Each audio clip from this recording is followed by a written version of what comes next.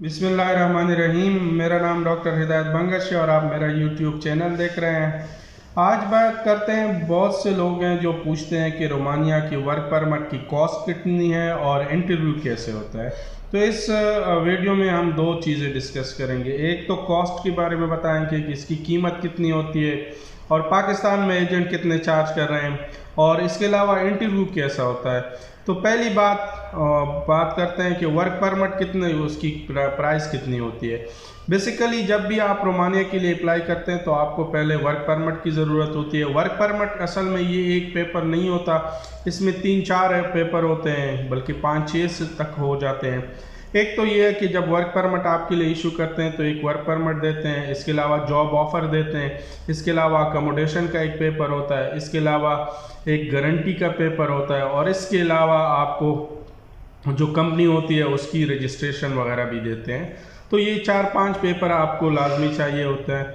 और इसके लिए बाज़ लोग जो हैं पाकिस्तान में, जो एजेंट है वो बहुत ज़्यादा पैसे चार्ज कर रहे हैं, 5,000 से 6,000 यूरो तक चार्जेस मतलब वो कर रहे हैं। हालांकि मैंने जितनी वो रिसर्च की है तो इस पे आप कह सकते हैं कि work permit plus visa A to Z अगर आप करेंगे तो उसमें तकरीबन 2,000 यूरो से लेके 2,500 यूरो तक इस पे ख़र्चा आ जाता है सारा। अगर किसी एजेंट ने कमाने होते हैं तो वो 200-300 या 500 तक यूरो कर ले। तो ये होना ये चाहिए कि 2,000 से 3,000 के बीच में इसका प्राइस होना चाहिए। लेकिन पाकिस्तान में चूँकि लोग, आपको पता है, बहुत से लोग ये काम कर रहे हैं और बहुत से ऐसे भी हैं कि ये वो आपसे एडवांस ले लेते हैं। एडवांस तो ज़रूरी होता है क्योंकि वहाँ पे भी फ़ीस पे करनी होती है, लेकिन वो आपको फिर फेक वर्क परमिट देते हैं या आपको कहते हैं कि काम नहीं हुआ आपसे पैसे फिर वो काट लेते हैं।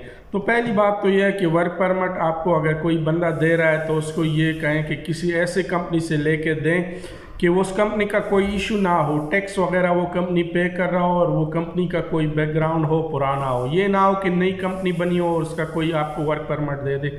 दूसरी बात, जब आपको वो इशू करते हैं वर्क परमिट तो उसकी आपने वैलिडिटी देखनी है और अपॉइंटमेंट उसी हिसाब से लेनी है कि जब तक आपका वर्क परमिट वैलिड हो। ये ना हो कि आप, बहुत से लोग ऐसे होते हैं जिनका वर्क परमिट एक्सपायर होता है, उसको वो ओरिजिनल वर्क परमिट एजेंट देते ही नहीं है, तो उसके बाद उनको कहते हैं कि इंटरव्यू चले जाएं, तो वो इंटरव्यू उनकी फिर वो वीज़ा इशू ही नहीं होता। आखिर बात, जब आप वर्क परमिट लें तो उसकी ऑथेंटिक चेक कर ले कि ये ऑथेंटिक है नहीं। खुद चेक कर सकते हैं तो सही है, नहीं है तो किसी और से चेक कराएं। लेकिन मेरे ख्याल में अगर आप ज़्यादा से ज़्यादा पेमेंट कर रहे हैं तो 3,000 यूरो से ज़्यादा पेमेंट ना करें। इतनी नहीं है इनकी चार्जेस, पता नहीं मुझे वो किस चीज़ के चार्ज कर रहे हैं। जो वर्क परमिट इशू हो रहा है वो तकरीबन 1,800 यूरो तक बहुत सी कंपनियां हैं या 2,000 तक इशू कर रहे हैं। बाकी इसमें एम्बेसी फ़ीस इंक्लूड कर दे, अपॉइंटमेंट की चार्जेस इंक्लूड कर दे। तो इसके अलावा आपका प्रोटेक्टर होता है, हाँ प्रोटेक्टर एक तरह से 10,000 तक हो जाता है, लेकिन वहाँ पे एजेंट आपसे फिर वो प्रोटेक्टर के अलग पैसे लेते हैं, वो भी तकरीबन 80,000 1 लाख तक लेते हैं। तो ये भी चीज़ें याद रखें कि ये चीज़ें आसान होती हैं। बाकी आप अगर ज़्यादा से ज़्यादा पे कर रहे हैं तो मेरे ख्याल में 2,500 से लेकर 3,000 तक, क्योंकि उसमें एजेंट की भी फ़ीस होती है, तो वो आप पे करें। इससे ज़्यादा पेमेंट आप करेंगे तो अपने आप से भी ज़्यादती करेंगे, और ये 2,000 यूरो या 3,000 जो एक्स्ट्रा चार्ज कर रहे हैं वो अपने साथ ले जाएं तो आपके लिए ज़्यादा फ़ायदेमंद होंगे। इसके अलावा दूसरी बात, जब आप इंटरव्यू के लिए जाते हैं तो इंटरव्यू में बहुत से लोग होते हैं कि उनको इंटरव्यू देना ही नहीं आता। एक तो ये है कि जब भी आप इंटरव्यू के लिए जाएं तो वेल ड्रेस होके जाएं, बाल को छोटे रखें, मतलब वो वाला नहीं कि जो पेंट वाला या जो गांव वाला सिस्टम है वहाँ पे आप जाएं। अपने आप को वेल सूटेड और वेल ड्रेस करें। दूसरी बात यह है कि आपको इंग्लिश आनी चाहिए। बहुत से लोग होते हैं जिनको इंग्लिश आती नहीं है तो उसके बाद वो चले जाते हैं, तो इसलिए भी वो, उनको पता है कि ये कैसे सर्वाइव करेंगे। तो आपको थोड़ी बहुत इंग्लिश आनी चाहिए।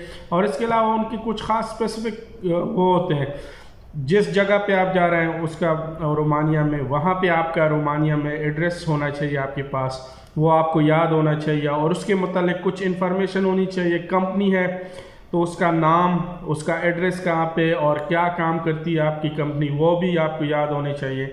इसके अलावा यहाँ पे आप जो काम करते हैं उसके मुतालिक आपको इन्फॉर्मेशन होनी चाहिए, और आप से वो पूछ सकते हैं कि क्यों जा रहे हो और वहाँ आगे जाने का इरादा तो नहीं है और क्या करोगे। तो वो सारी चीज़ें आपने वो करना है, जहन में याद रखनी है। अगर आपका वर्क परमिट कंप्लीट हो जाता है उसके बाद क्या करोगे, तो आपने ये नहीं कहना है कि मैंने आगे जाना है या ये, आपने कहना है कि यहीं पे कंटिन्यू करूँगा, नहीं है वो इशू तो वापस आऊँगा। तो इस तरह के जो क्वेश्चन होते हैं वो होते हैं। इसके अलावा आपने कॉन्फिडेंस से जवाब देना होता है, ये नहीं कि 2 लफ्ज़ दे के रुक जाना है। बहुत से लोग होते हैं उन्होंने बस एक फ़िक्रा रटा होता है, वो बता देते हैं, वो रुक जाते हैं। अगर वो आपको रोकते हैं वो अलग बात है, लेकिन आपने इंट्रोडक्शन आपको आनी चाहिए कि मेरा नाम ये है, मैं यहाँ से हूँ और मुझे ये मैं काम है, मेरी ये स्किल्स हैं और ये मैं करना चाहता हूँ। रोमानिया क्यों जा रहे हो, उधर आप अच्छे फ्यूचर के लिए जा रहे हो, और इसके मतलब ये है कि आपको सारी तैयारी करके जानी चाहिए। ये ना हो कि आपको 2 क्वेश्चन आपसे पूछे, तीसरे का आपको जवाब आता नहीं आता हो। बहुत से लोग होते हैं जिनके बाल बड़े होते हैं और वो कहते हैं ना कि इंटरव्यू के लिए आप जिस तरह एक जॉब इंटरव्यू के लिए जाते हैं तो इसी तरह इस इंटरव्यू के लिए जाएं और कॉन्फिडेंस से जवाब दें।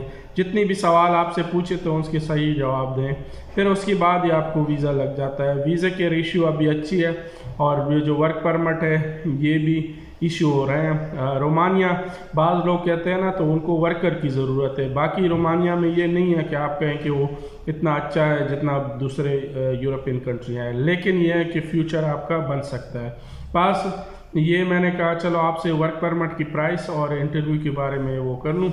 इसके अलावा भी आपको किसी क्वेश्चन हो आपको तो आप मुझसे व्हाट्सएप पे पूछ सकते हैं। थैंक यू, अल्लाह हाफिज़।